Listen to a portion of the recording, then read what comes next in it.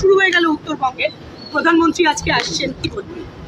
Vote তো আর কয়েক মাস পরে, ভোট প্রচারের বিষয় নয়। প্রধানমন্ত্রী ওখানে আজকে সরকারি উন্নয়নমূলক কাজও করতে আসছেন এবং পশ্চিমবঙ্গকে তিনি প্রচুর ডেভেলপমেন্টের স্কিম কেন্দ্রীয় সরকারের, সেটা তিনি প্রথম ইনগ্রেশন করবেন, ফাউন্ডেশন স্টোন লেইং করবেন, বাংলাকে দিতে আসছেন। ভোট তো ভোটের সময় হবে।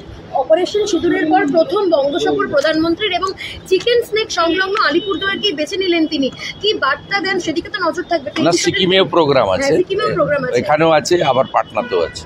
তো সবটা মিলে অপারেশন সিঁদুরের পর প্রথম বঙ্গ সফর কিভাবে এই জোনে উনি আসছেন।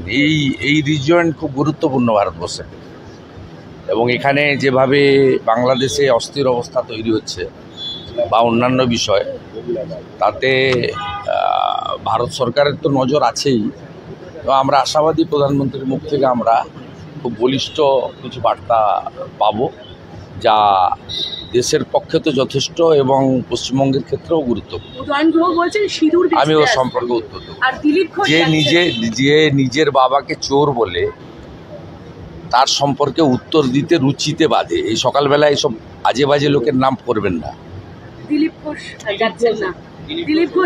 আমি এর মন্তব্য করতে পারবো।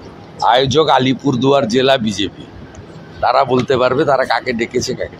বাংলা